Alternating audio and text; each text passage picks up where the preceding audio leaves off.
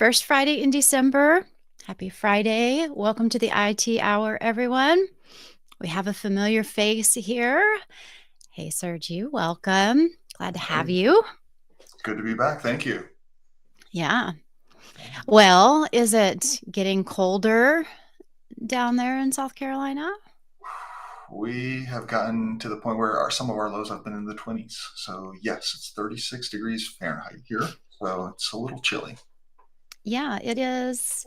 It's 37 here. So, yes, we have finally dropped into winter. I think I woke up the other day and it was like 27 or 29. And I know some of y'all up north, Rob's probably going to be going, whatever, that's nothing. Um, but yeah, it's finally gotten chilly and my heater is struggling to keep up because once it gets down below a certain temperature outside, then it tries to keep it at a decent temperature. Yes, see, Rob's saying I don't want to hear it. It's been between 8 and 16 Fahrenheit all week here. Oh, Minus 11 in proper units. So for the Celsius centigrade folks. Yeah, so finally got chilly here in the States, but in fact, actually some of my friends a little west of here actually got snow the other day for a little bit of time. So we didn't see it here, but over in Greensboro area, they got a little bit of snow very briefly. It didn't stick for long. So yeah, I think North Charlotte here got a little bit of flurries, but not anything too serious. yeah, it stuck to the ground for a little bit of time, but not for long. Yeah, So let's see. Brandon says, let's be glad none of us were on the road that got so much snow. The police had to use ski-doos to rescue people from their homes. And Charles says, Carolinas are a place where it can be in the 20s Celsius or Fahrenheit, sometimes both on the same day. No lie. If you stick around long enough, it'll change. You might be wearing a nice warm coat in the morning and be in a light sweater or short sleeves in the afternoon. So correct. Yep. uh, it definitely changes. And once you get out in the sunlight, if there's no wind, it could be in the 50s. You could be in your shirt sleeves. So Cutting I your don't grass. I don't know if that's a common phrase or not, being in your shirt sleeves, but that's what we always said growing up. So stick around, the weather will change if you don't like it. Uh Mike says, yeah, Greensboro. I'm assuming, Mike, are you in that area or you're familiar with it, one or the other? Highway 11 got 140 centimeters of snow over last weekend. Wow. That's goodness. I would not want to be stuck in that. I still laugh at I don't know, it's probably been at least over 10 years ago in the Raleigh area where they got ice, really bad ice, and it made for a really bad mess here. And they made a bunch of memes out of it because people got stuck on the hill and started sliding down backwards, and somebody's car caught on fire, and it was just ridiculous because people here are just not used to bad weather. We don't have the infrastructure to handle it because we get it so rarely that we don't keep snow plows and things on hand. Like where I grew up in the Midwest, we had all that stuff. Like we had snow plows and we had all the salt and everything to salt the roads and clear them. But here, it's too expensive to maintain that stuff because you might use it once a year, maybe. They have the stuff they put on the roads. It's like they spray it. It's not even salt. It's more like um it's got a salt mixture, but it's more like they'll spray the roads to kind of help if it's going to get icy. But I think we've got one snowplow that is shared amongst several brine. Thank you, Charles. I don't know why I couldn't. I think of brining as you brine a turkey, but yes, it's a salt brine that they spray on the roads overnight if they think it's going to freeze. But that's it. Yeah, that makes me think of, I think it was January 2014. when I think that's maybe when, roughly when Becky you're talking about got hit. It was a snowstorm in North Carolina, South Carolina, and even Georgia. And I was about to move to Georgia, and I think SNL actually did a skit. They called I think their uh, uh, actor, or more specifically the character was Buford Calloway, I think, and they were making fun of how much the Southerners were struggling. We were struggling with the snow because, like you said, no snow plows. We don't really need the infrastructure. And I think if we're anticipating snow, North Carolina, Georgia, South Carolina will actually have trucks come in, I think, from like Virginia and somewhere up north, just because we'll rather borrow those, I guess, rent a snowplow kind of model rather than keep it on standby. And if there's a storm coming, there will be a run on, let's see, milk, eggs, and bread. Yep. We've been trying to figure out what exactly people are going to make with that. We've come up with French toast, because when you add those three things together, the only thing we can think of is you combine all of those and you can make French toast, and I guess that's about it. But it's always those things: milk, bread, and eggs. And because And we don't expect snow and ice so often here in the South, often what Mhm. happens is the branches aren't kept trimmed around power lines, so then we lose power. And that's where it gets kind of comical because you bought eggs, you bought milk, and now your refrigerator's not working. So it's been fun that way. Yeah, Jamie says you can also make bread pudding. I don't think that's a common thing to make here, though. But yes, it's ironic that you buy things that you need to keep cold, and then if your electricity goes out. Although I can remember when I was a kid and we lived out in the middle of nowhere, and when the electricity would go out, we would put stuff and bury it in the snow. And that's how you, because when we would get a lot of snow, we would bury it in the snow to keep it cold and build a fire in the fireplace, and that was how you kept warm. We had to rough it. It's different nowadays. I don't know, just well, where I am here, we're close enough to a lot of businesses, so they have better backups. But further out in the county, in the more rural areas, they could be without power for several days. So do they bother with snow tires down there? No, but sometimes, when I used to drive through the mountains to go see my parents, I would keep snow chains on hand and travel with them, but not really snow tires. Again, it wouldn't be worth it. There's the jokes about UK cooking, but I find the food good. It's the names that are an issue. So talking about bread pudding. Um, I don't know. I do have I do have that heritage, but I probably enjoy maybe the Irish heritage food more so than the English. But all right, let's go to our normal stuff. So, community updates. As a reminder, the Jump Cloud Awards are open. I'm going to drop the entry form into the chat.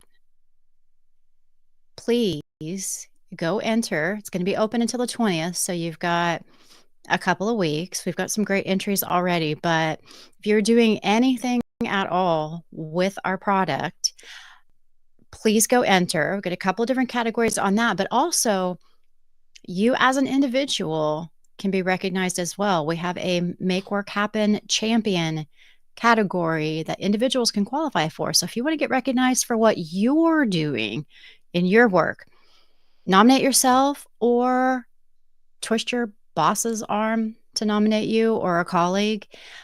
We would love to see a ton more entries. I like how Sarah says, Jamie, that means you. We'd love to see a lot more entries and see you all get recognized for what you're doing.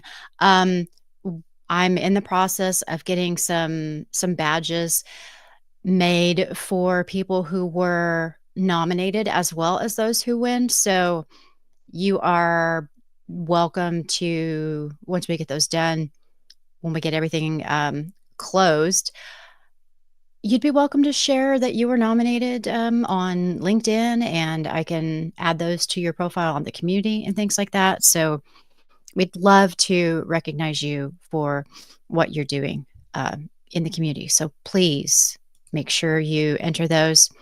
I made a post about that on the couple places on the community.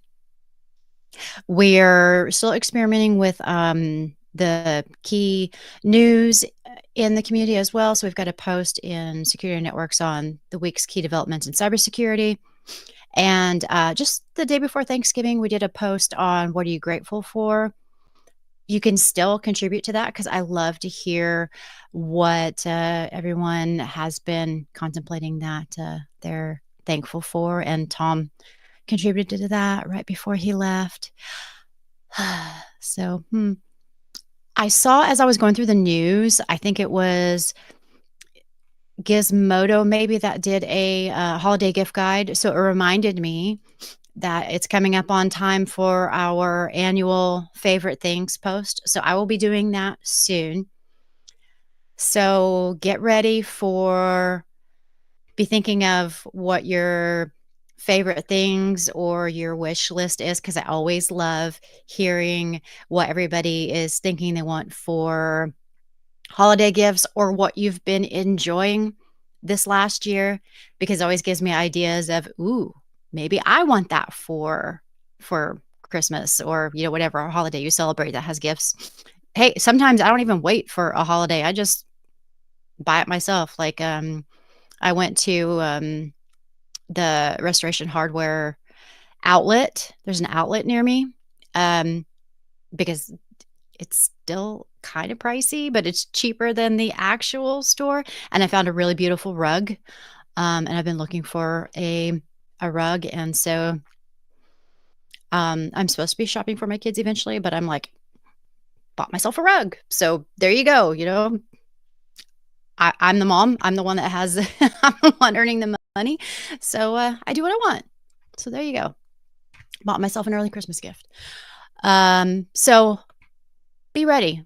I'll post that, and I will post a link so that you all can share. I know Kelly and Rob and Jurgen have contributed in the past, and they always have some really good ideas. So hint, hint, I'm going to be looking for you all to contribute. And I'm seeing that uh, Rob is saying you're already exceeding expectations just by getting up. Okay, fair enough. Fair enough. And let's see. One thing in product releases, Niraj posted about our GA for device monitoring and alerting is here. And I know he had posted that there was a quick rollback due to some excessive alerts, but that has been fixed. So the fix is out and that has been pushed back out. So we should be good to go there. Very excited to see that out and in general availability. I guess it's going to be time to have Niraj on here soon to talk about that. And with that, Serge, there's been a lot going on in mobility, and you haven't been on here. I went back and looked. We were talking about it in the green room before we got on here. It's been since June, so I have a feeling there's a lot to share since you were last here. Yeah, So, it's been a little while. I'm glad to be back. So thank you.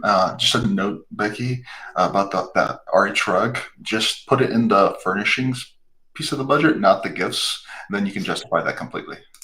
oh, absolutely. I haven't bought anything for the house in quite a while.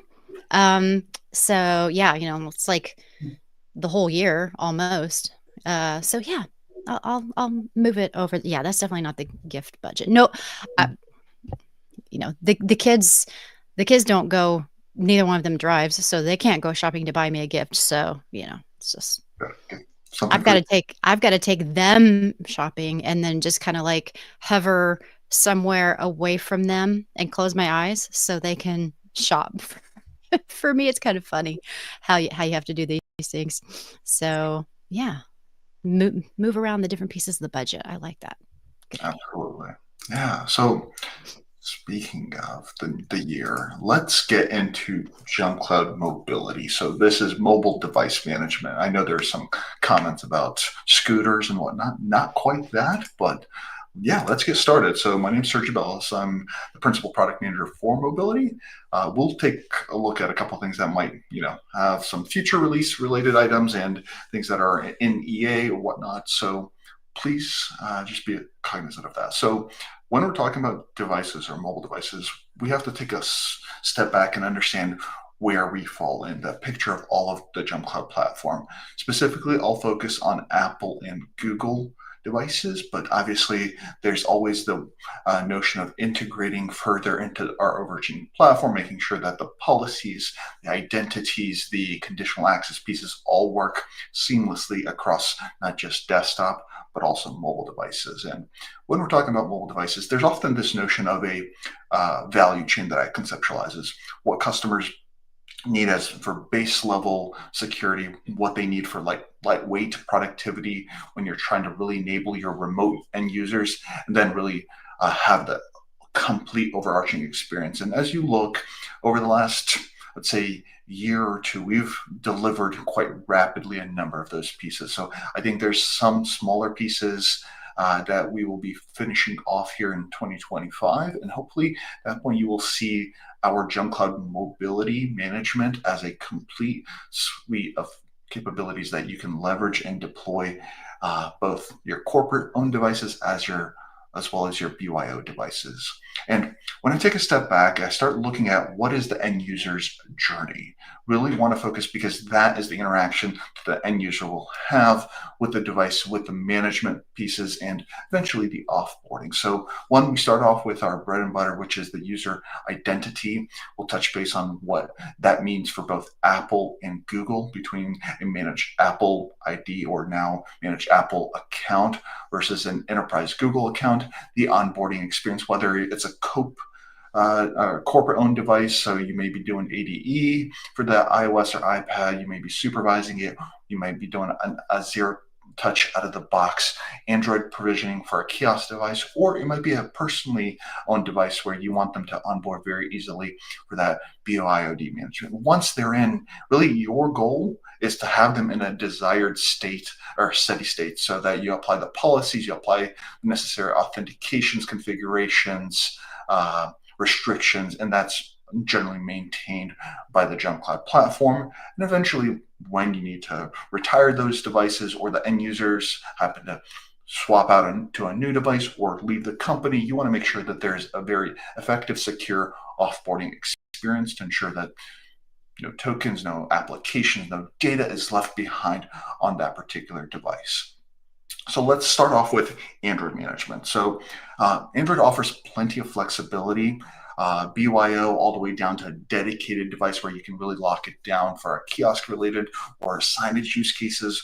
Each of those really lends well towards the level of flexibility. So when we're looking at that work profile, it gives that notion of separation. BYOD really has a clear delineation of what is personal versus what is work.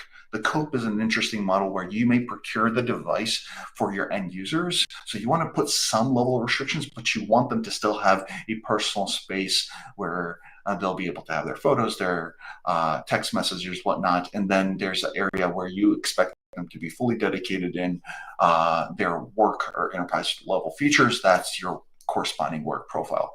There may be a notion where you are issuing fully managed or dedicated devices. Those might be in a warehouse or for knowledge base workers that are given a high-end Samsung device or whatnot. So those are all implications that you need to evaluate, and based on your use cases, you'll enroll them accordingly. So speaking of enrolling, we often want to make sure that those company-owned devices have a way of being onboarded very effectively. So we have Android Zero Touch that was introduced last year, and we're continuing to see positive responses around that. So we encourage customers as they're making determinations on procurement processes to take a look, account for that, because there is a nuance with that where you have to go through a reseller once you purchase those devices through a certified Google reseller, they'll be able to upload that to the portal, and you'll be able to now start managing them through the JumCloud admin portal. And when the end user receives said device, it will be matched to the correct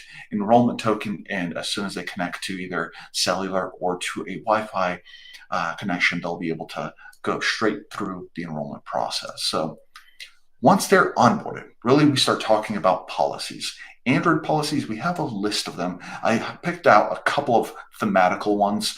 Some of them lean well towards company-owned, others towards BYO devices, whether that's an app level or device level restriction that you want to curate on a BYOD device. If there's configurations for Wi-Fi, for those that happen to go into the office, or if you have a little bit more of a ruggedized use case, you might want to have a factory reset protection or a kiosk mode set up on those. But all that being said, that's not all of them. If we're looking at all the policies, I did a quick scroll. There's 22 policies we have, and we have, I would argue, probably about 80+% of the entire Android management API spec in place. And you'll continue seeing as we embed more and more value into those policies. If there's ever a need to add additional individualized policies, we will do so. And that's something that we want to continue going deeper in the JumCloud platform.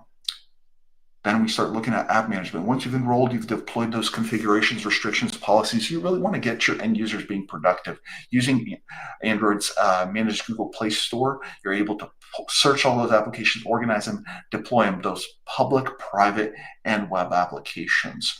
So that's an experience of getting onboarded, getting all configured, and using the device.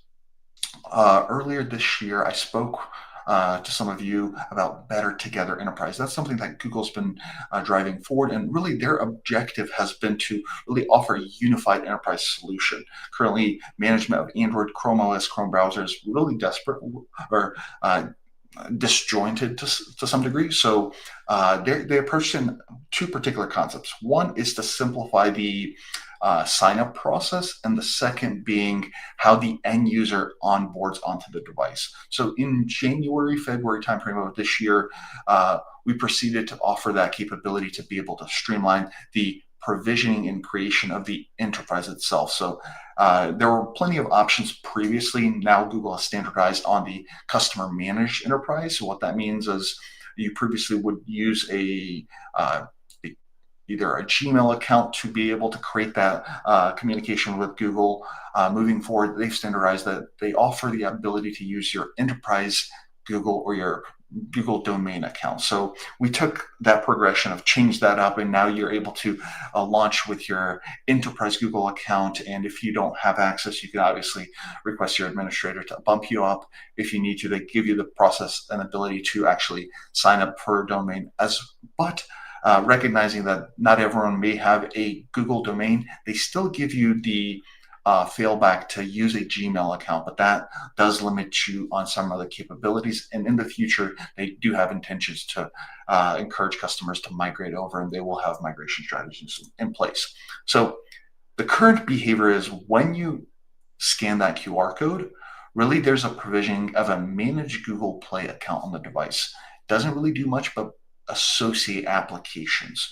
Moving forward, we are working to have the enterprise Google account actually in the onboarding and authentication when you're enrolling, as well as having that account be able to provision into other Google Workspace functionality. So some of the enrollment processes will change. I'm going a little bit more technical details, but there will be a clear separation of a dedicated device, which will not have a user identity on it, and then your BYO work profile and COPE, as well as your fully managed devices, you'll be able to authenticate as well. And that will essentially replace this corresponding Android for Work Google Service account with the actual something like at jumpcloud.com domain, and you'll do the authentication with the email address, password, and possibly MFA if you have that configured. So that was a quick crash course through Android. We're going to step now into Apple iOS and iPad OS device management. So similar to Android, quite a level of flexibility, right? From a automated device enrollment use case for those company-owned supervised devices to in the middle of that self-enrollment device management, as well as user enrollment. Yes, there are nuances. What is profile-driven device enrollment? What is account-driven user enrollment? At this point, we actually support all the uh, latest ones relative to user enrollment, and with device enrollment, we're working to address those as well. So speaking of account-driven user enrollment, that was something that Apple made a requirement for BYOD devices with iOS 18. You get a chance to now sign in with your managed Apple account. There's a clear separation of that. You're able to use that for employee-owned devices, and they also announced a little while back account-driven device enrollment. So now that we've added account-driven user enrollment, it will be an incremental step to adding that additional capability. But one of the key pieces when it comes to account-driven enrollments are actually the managed Apple account. So Apple this year has made a number of announcements around that, streamlining how you can more effectively manage. I believe at one point, Tom actually at Penn State did a very, very deep dive on managed Apple accounts or managed Apple IDs and the anticipated changes that are coming. So the ability to clear the activation lock for those organization owned devices, to the process of the domain capture, being able to restrict and then to only allowing managed accounts, as well as the migration processes. So definitely, probably, Becky, we might want to share that link out to Tom's presentation so that people can reference to it, so that you can get a good sense of that. That's the necessary prerequisite for that identity before we can even talk about the onboarding, configuration, and enabling of your end user on their iOS or iPadOS device. So with that being said, let's talk about iOS policies. Here, there's a couple of capabilities that I pulled out in terms of what it's typically limited to user enrollment policies, what are the delineation, what an MDM can do, often being concerned about both the notion of separation of security and privacy. End users are really cautious about what can my MDM do on my device. And both Apple and Google have published a great deal of documentation of articulating that separation. You can scan that QR code and reference to Apple's documentation. But when we're talking in general iOS policies, again, we have 32 distinct policies. The latest additions were within the last month or so were the ability to restrict Apple Intelligence with iOS 18.1, and now the incremental changes that they're doing for ChatGPT on 18.2. So please be aware of them. We have the corresponding ones for 15.1 and 15.2 for macOS as well. So please be aware of that.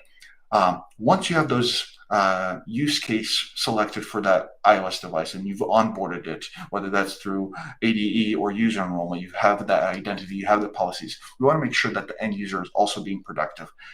So you can leverage Apple's App Store via the VPP program. You can deploy applications. You can assign the necessary licenses. You can send custom configs to each of those applications. And as of within the last several months, we've also added the ability to make sure that the apps are marked for auto update. So when there's a new update available, our system will check and look to push out a new update to that corresponding device. So with that, that's another crash course through iOS management. We're going through very quickly here, but once you've deployed iOS in Android MDM, EMM, the conversation starts talking about how do we most effectively ensure mobile device trust or conditional access to the resources that are critical to us. Well, why is that really important? Because on average, employees have about 2.5 devices that they use for work. Often it's the corporate-owned, fully managed laptop, whether that's a Mac OS, Linux, Windows. And then there's the notion of either a BYOD device or a corporate-owned mobile device. Both of those need to have an effective way of one being managed, which is the MDM, EMM pieces we just talked about, as well as gating access to those corporate resources via SSO. So there is a distinction, and I think maybe in the middle of the year I spoke to you previously about that, was there's a distinction between desktop and mobile. The approach that we took was Historically, for desktops, there was the agent and it had a device trust certificate. You have seen, and Scott Ray has probably joined multiple times and spoken with the JumpCloud Go enhancements that we've developed over the last year and a half. Well, in the middle of the year, we brought forth mobile device trust, which utilizing MDM, EMM, and pushing down a managed version of JumpCloud Protect, you're able to get a token. That token is able to attest to both the user and the device combination, and at that point, do passwordless authentication. So if we look at the details, right, I called out the managed devices, whether they're company owned or BYO, is required, protect, is be able to be deployed. Then you enable the JumpCloud Go service. And once you have all those pieces in place, you effectively have passwordless authentication on your mobile devices to your SSO applications, maybe Slack, Salesforce, Miro, whatever you may be using. When your end users authenticate to Safari or on Android to Chrome, they'll also be gated there. And when you add the conditional access policy, that's when you're able to enforce that only managed trusted devices are able to be granted access to the resources that you hold most valuable.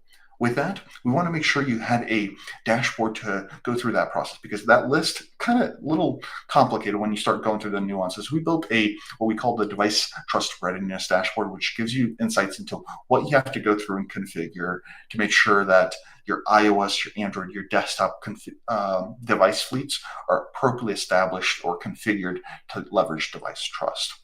With that, we needed to add a few more conditions. So we added one was the expanded behind the scenes, the device management condition to apply to iOS and Android, as well as we offered a new condition called operating system. And as you can see, you can select a combination of them. And then now you can target whether your CAP policies are applicable to desktop, because that's what you've deployed and you don't yet have mobile, or you're wanting to test mobile devices and you want to target those mobile devices with modified or unique policies. You can also do that now.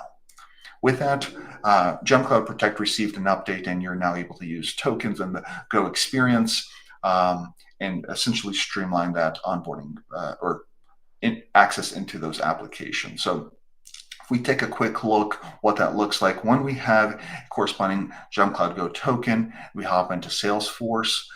If you go through, select the JumpCloud domain in this case, and go click, that's the SSO experience that will pop up. You're not entering your password into Salesforce. You're merely identifying your email address and going through that process. In Tableau, very similar experience. You put in your email address, boom, you're getting prompted, because we have console.jumpcloud.com gated as a behind conditional access, and then you're able to authenticate. In here on Slack, you'll see an experience of one authenticating, I believe, to a personal account as well as to a corporate account. So in this case, I think we're logging into the first one is the lounge. And then when I need to authenticate to the actual corporate JumpCloud, again, it detects based on that domain, and very streamlined experience. I can say that when I was transitioning my devices, before I signed up with user enrollment and had the Go token, it was a pain recognizing that I'm getting blocked. As soon as I got that token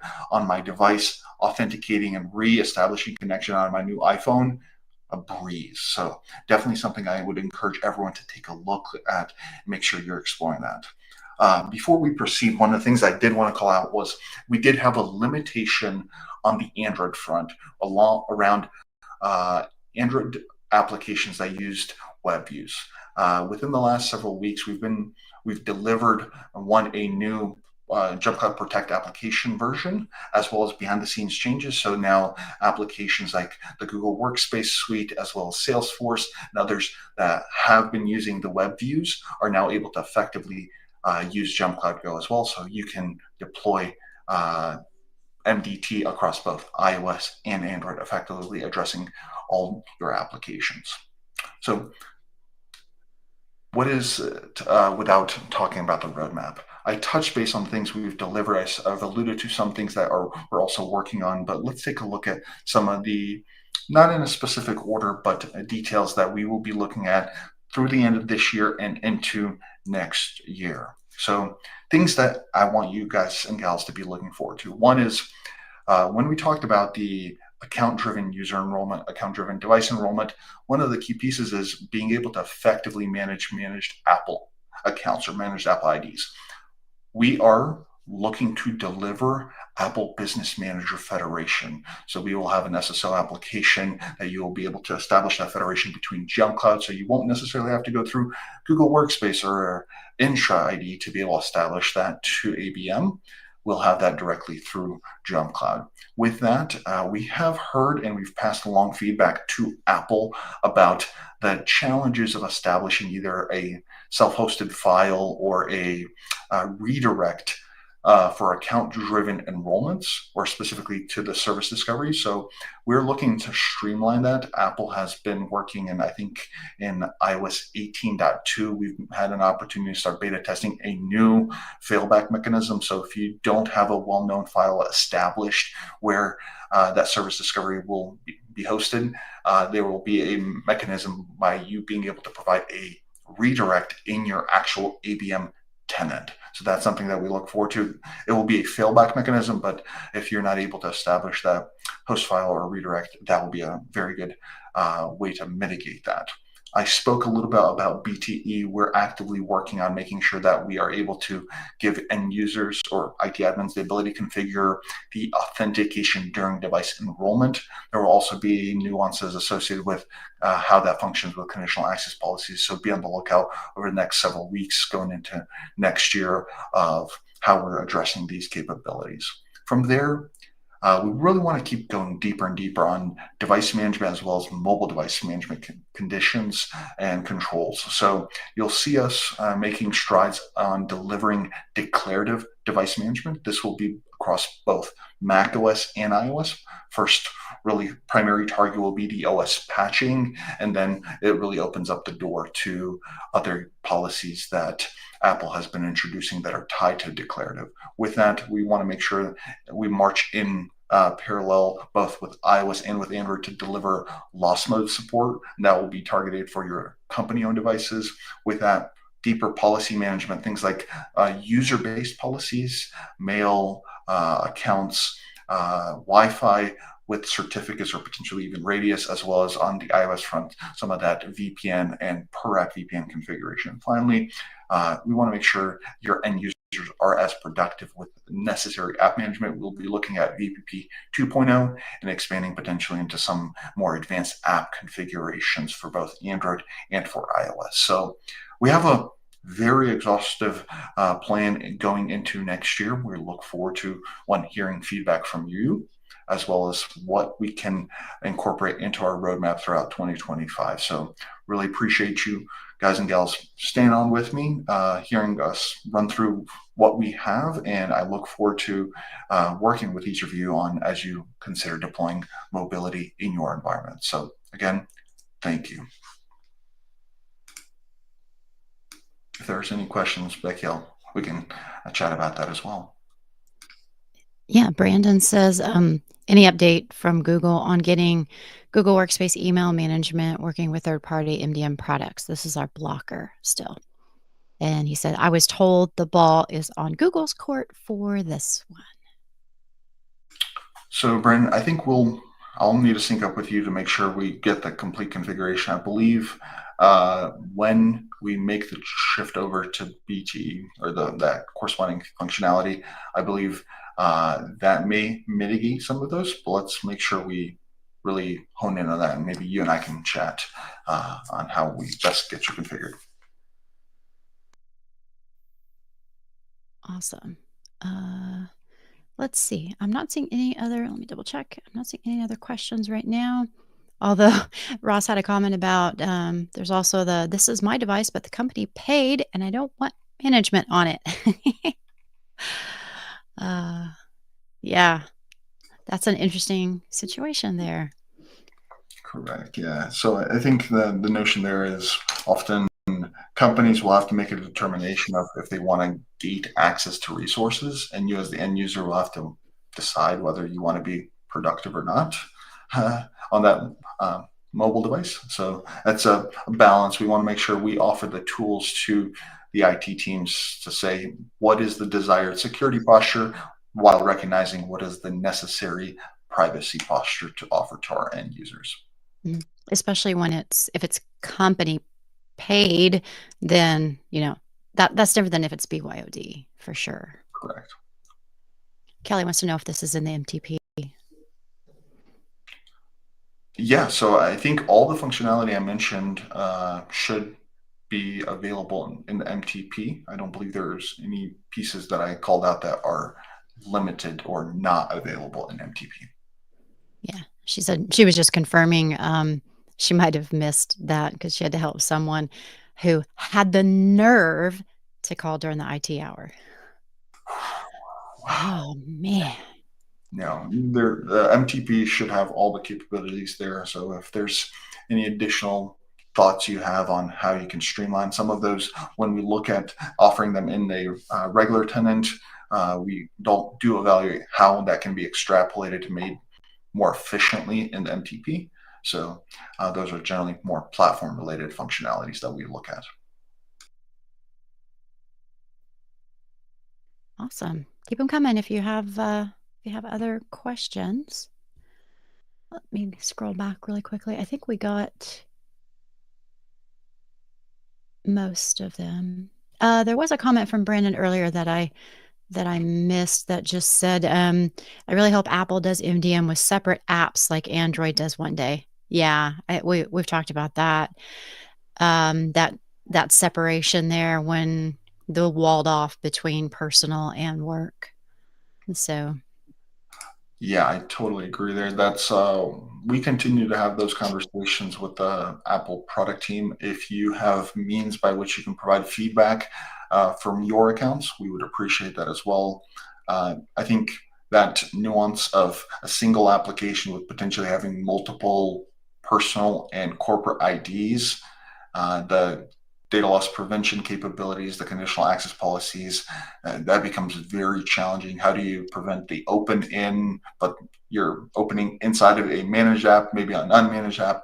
Those are nuances that Google addressed by simply creating a completely standalone container for that. yeah, 100%.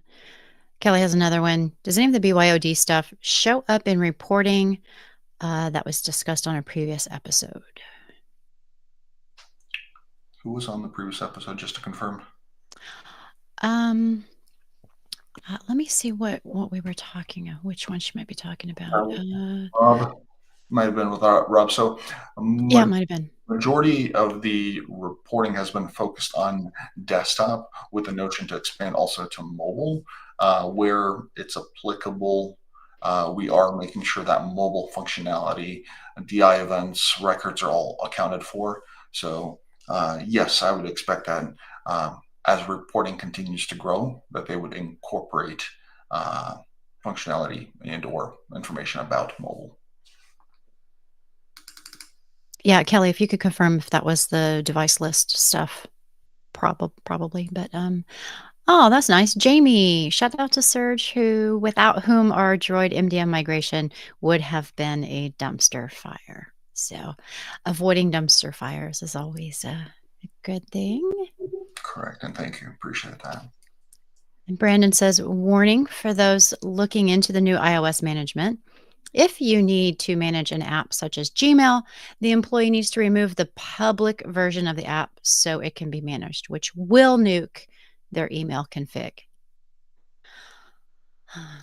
Yes, so let me address that one. So there's the notion of managed applications, and Apple, due to privacy concerns, when you attempt to push a VPP application, if the end user on a BYOD has installed that application, like Brandon mentioned, if they have Gmail, Slack, because they use Slack, the Gnome Cloud Lounge on there, you need to make a determination of whether or not you will gate access to those, or if you're going to mandate that that application needs to be completely wholly owned by or managed by the company or the enterprise. At that point, you'll have to instruct them to remove it because there's not delineation of that work container.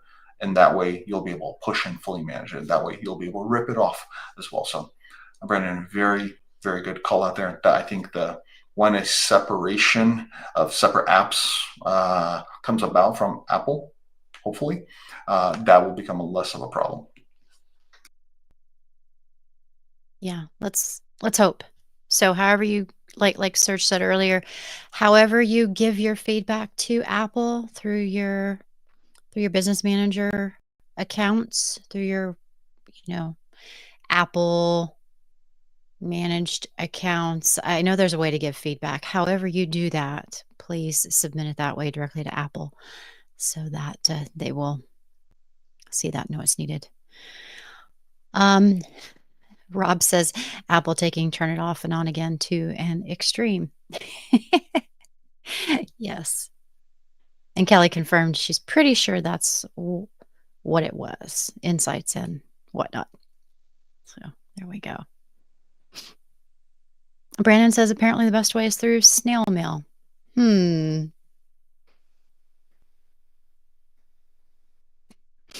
The old school way of doing it. All right, keep them coming in the comments. I'm going to jump over to the news, but if more comments come through, of course, we will of course jump back over to those. Kelly says, "Hey, I love snail mail." Me too. When it's like holiday cards and things like that this time of year, that's always fun.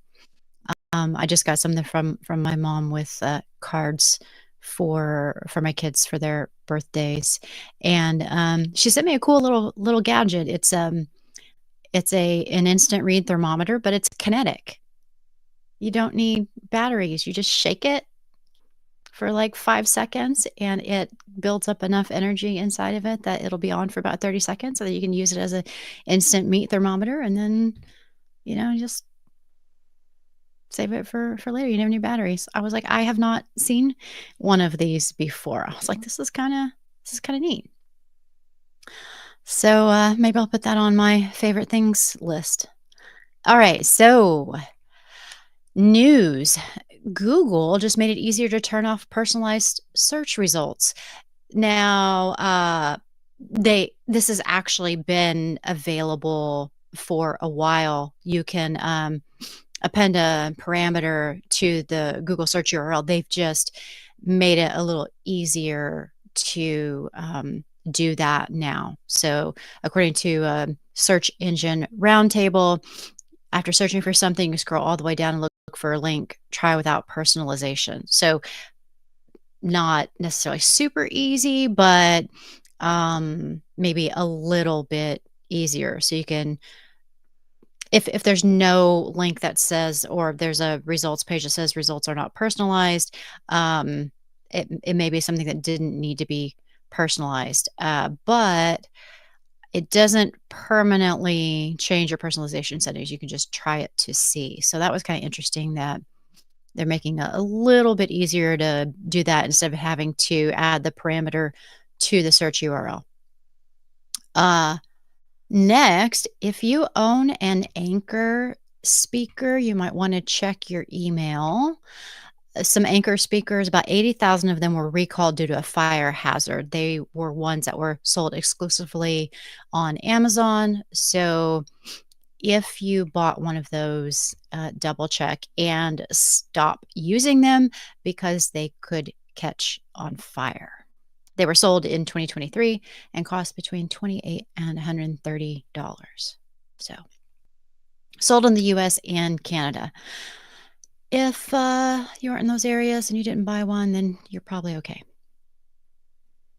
And this is not exactly tech news, but it's kind of nerdy news. I saw on Ars Technica that they have an article about a photographer that took pictures during the restoration of Notre Dame. And it's really cool. I'm going to put that in the show notes. In fact, let me just grab the link to it right now because it's pretty neat. And there's even a video. Like he had to use rock climbing skills and use ropes and things to secure himself to get up way up in there.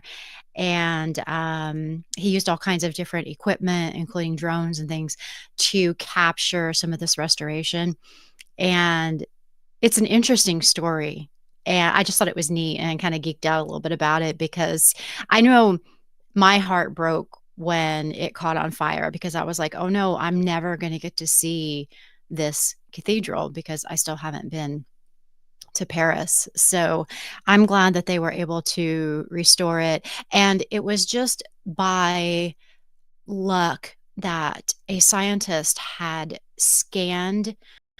done a bunch of scans to the cathedral a few years prior to capture the acoustics and things, and they were able to use those to do a very accurate restoration, and so they used all of that to do the restoration, and, they've put in some, some fail safes now, to keep that from happening again. But it's really interesting. So if you wanna geek out a little bit, read that article. I thought it was really neat, and, I haven't had a chance to watch the full video yet, but I think it was really cool. So, geek out a little bit with me about that. Um, and then immediately to a buzzkill to remind you that, we live in Orwellian times. Um, the police can point a camera at your house 24/7 without a warrant. This was on Gizmodo.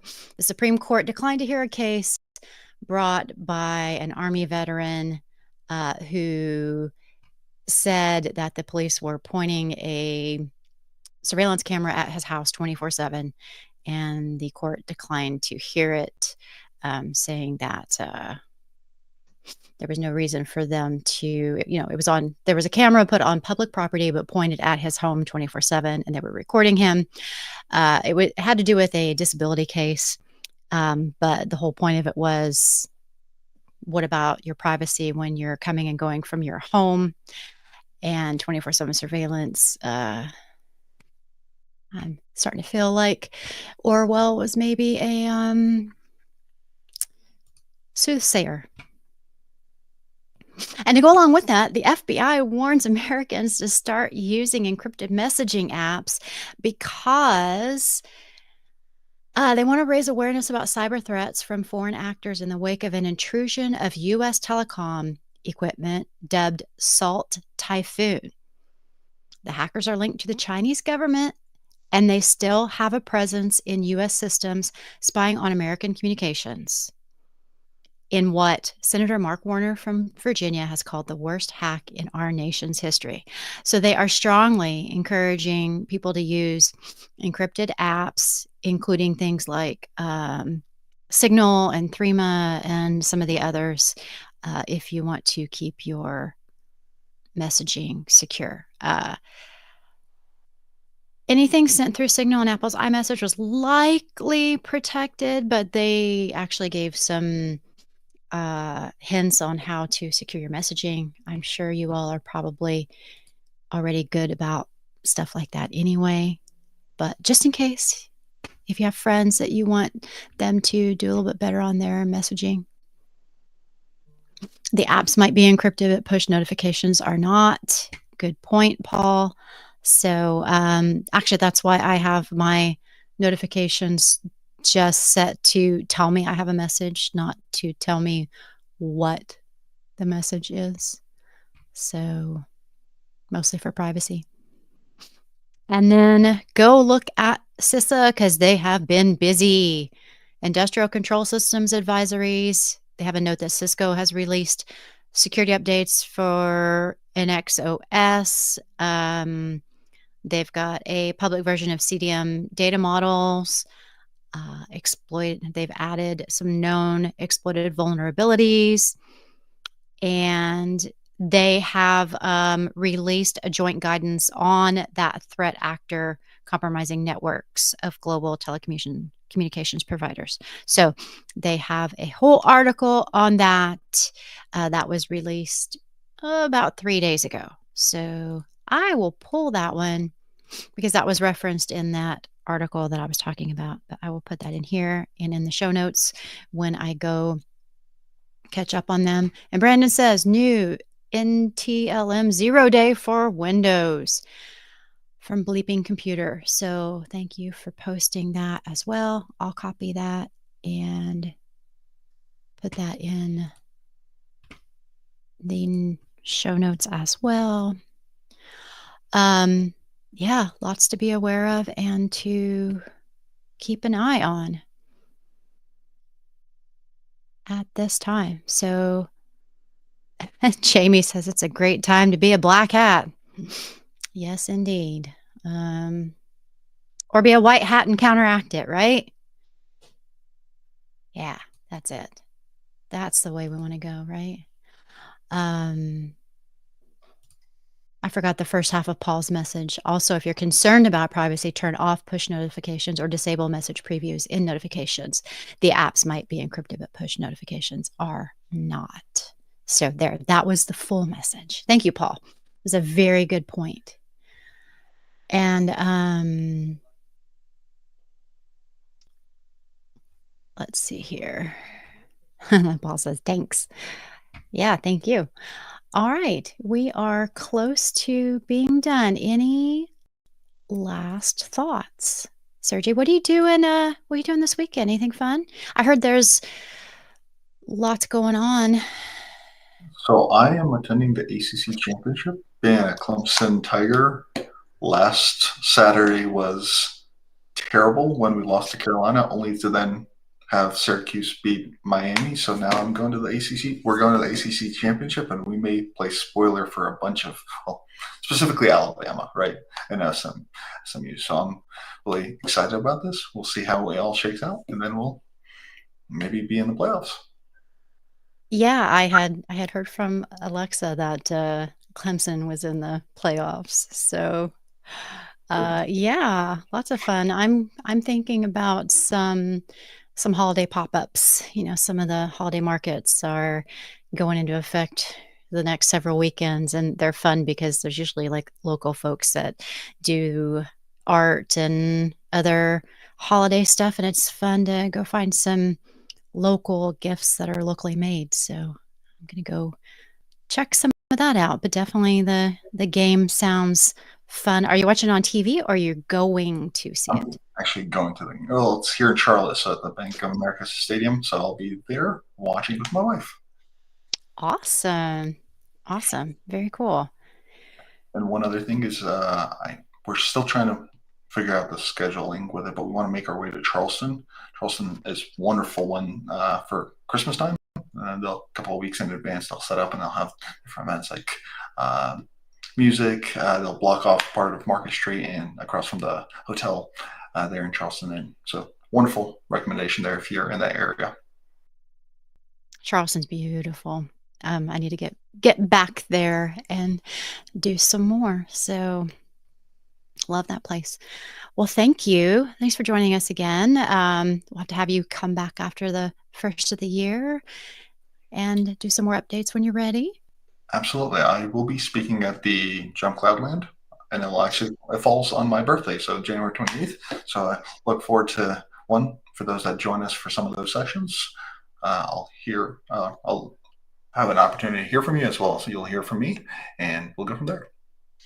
And that is when we will be announcing the winners of the Jumpies.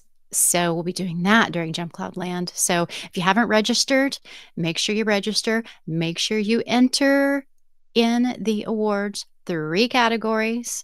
You've got time, but don't wait because on Friday the 20th, 2 Fridays from now, that's when they close. So get your entries in. If you need help with it, reach out to your account manager because they can help you, or any of us can help you too. I'm happy to help if you need some help writing it.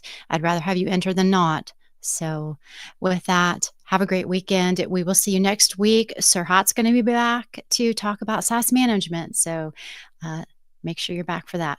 And we'll see you then. Take care, everyone. Thanks Thank for you. joining Cheers. us. See ya.